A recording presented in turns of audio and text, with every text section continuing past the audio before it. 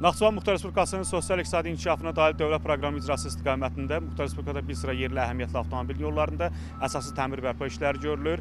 Belə təmir bərpa işləri aparılan yerlərdən biri də məhz Əliyavad qəsəbəsidir. Hazırda uzunluğu 9,6 km olan Əliyavad qəsəbə daxili avtomobil yolunun təmir tikinti işlərinə ötən ilin iyun ayından başlanmışdı və bir qat asfalt verilmişdi. İndi isə ikinci qat asfalt işləri görülür.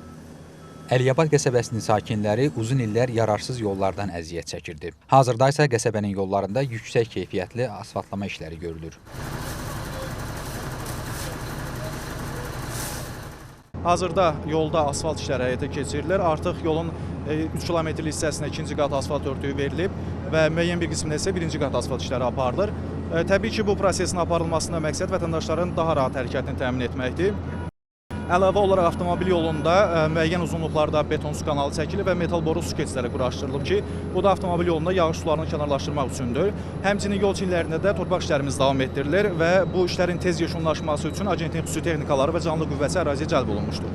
Layihənin məqsədi vətəndaşların rahat və təhlükəsiz hərəkətini təmin etməkdir. Görülən işləri qəsəbə sakinləri də yüksək qiymətləndirir, minnətdarlıq edirlər.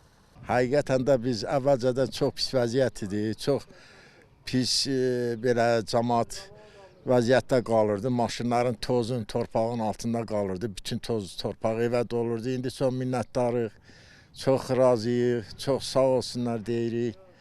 Allah razı olsun ki, bu yolları belə qəşəng düzəldinlər. Əvvəl çox pis vəziyyətdə idi bu küçələr. Uşaqlar eşiyə də çıxa bilmirdi. Toz, torpağı deyəcək. İndi sağ olsunlar, çox sağ olsunlar. İndi asfaltlayıblar. Yolumuz, irizimiz çox gözəldir. İşlərin qısa zamanda yekunlaşması məqsədi ilə Naxçıvan Avtomobil Yolları Dövlət Agentliyinin texnikaları vasitəsilə yollarda dinamik iş gedir. Xosrov İbrahimov, Asil Fətəliyev, NTV Xəbər.